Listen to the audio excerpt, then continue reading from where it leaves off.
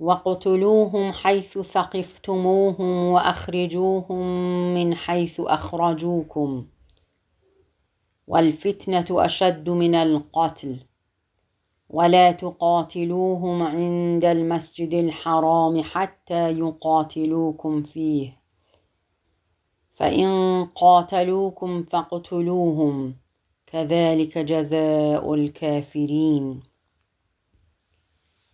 لهر شوێنێ دەست و کەوتن بیان کوژن، لەو شوێنەشیان وەدەر بنێن کە ئێوەیان لێوە دەرنا.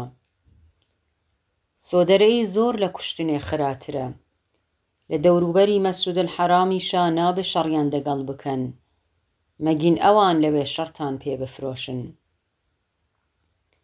ئەگەر لەوێ شەڕیان بۆ ئێوە هەڵگیرساند، لە کوشتنیان ڕامەوەستن، پاداشی خوددا نەناسان هەر ئەمەیە.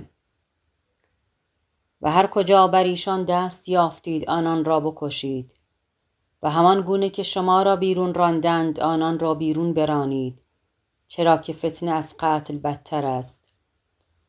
با این همه در کنار مسجد الحرام با آنان جنگ مکنید، مگر آنکه با شما در آنجا به جنگ درآیند. پس اگر با شما جنگیدند آنان را بکشید که کیفر کافران چنین است.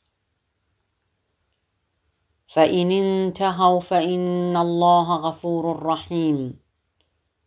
اگر دست برداریشتان بون خدا لگناه دبوره و دلوانه. و اگر باز ایستادند البته خدا آمرزنده مهربان است. وقاتلوهم حتى لا تكون فتنة ويكون الدين لله فإن انتهوا فلا عدوان إلا على الظالمين. لکشتنیان وچان مدن تا آجاول دنیا بنبرده بیو دین هر دینی خدا دبی.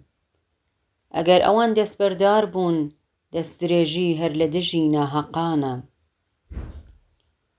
با آنان بجنگید تا دیگر فتنه ای نباشد و دین مخصوص خدا شود. پس اگر دست برداشتند تجاوز جز بر ستمکاران روا نیست.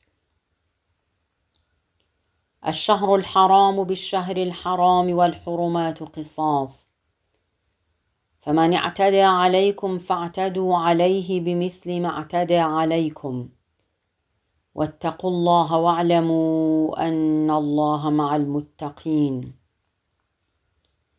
مانگی شەڕبەس بەرامبەر بە مانگی شەڕبەس.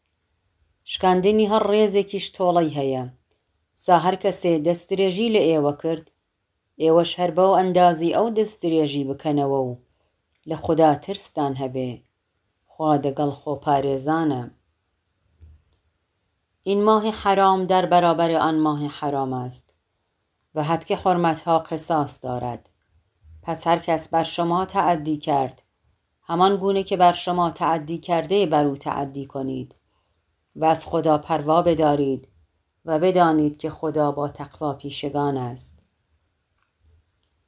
و انفقوا فی سبیل الله ولا تلقوا بأیدیکم الی التهلکة و احسنوا ان الله یحب المحسنین. ماڵی خۆتان تا دەتوانن لە ڕاهی خوددا ببەخشن.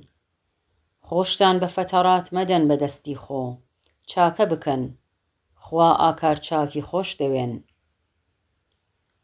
و در راه خدا انفاق کنید و خود را با دست خود به هلاکت میفکنید و نیکی کنید که خدا نیکوکاران را دوست می‌دارد. و اتموا الحج والعمرة لله فإن أحصرتم فما استيسر من الهدي ولا تحلقوا رؤوسكم حتى يبلغ الهدي محله فمن كان منكم مريضا أو به أذى من رأسه ففدية من صيام أو صدقة أو نسك فإذا أمنتم فمن تمتع بالعمرة إلى الحج فما استيسر من الهدي فمن لم يجد فصيام 3 أيام في الحج و7 إذا رجعتم تلك عشرة كاملة ذلك لمن لم يكن أهله حاضر المسجد الحرام واتقوا الله واعلموا أن الله شدید العقاب. حج و عمره هر بو خدا به تواوی بجێ بێنن. ئەگەر هەر ڕێگەشیان نەدان ئەوسا چەندی بۆتان دەلوێ ئاژەڵ بکەنە قوربانی. هەتا ئاژەڵی قوربانی نەگاتە جێی دیاری کرا و سەرمەتاشن. کێش لە ئێوە لەش بەبارە یان ئازارێکی لەسەردا لە بارتەقەی بە ڕۆژوو بێ یان خێرێک ببەشێتەوە یان ئاژەڵێک بکاتە خێر هەر لەوێدا. هەر کاتیش ترسێک و نەما هەر کێویستی بەهرە ببا لە عەمرە تا کاتی حەجێ هەر چەندێکی لە دەستی دێ حەیوان بکاتە قوربانی. ئەگەر دەستیشی نەڕۆیشت 3 ڕۆژ لە حەج بە ڕۆژوو بێ. وەختێ گەڕاشنەوە 7 ڕۆژ کە تێکڕایی دەبێتە 10 ڕۆژی تەواو. ئەم بەهرە بردنەش هەر بۆ کەسێکە خۆی ماڵی لە مەککەدا نەبێ. ئەبێ لە خوددا بترسن. خوددا لە تۆڵە سندنە تند و تیژە.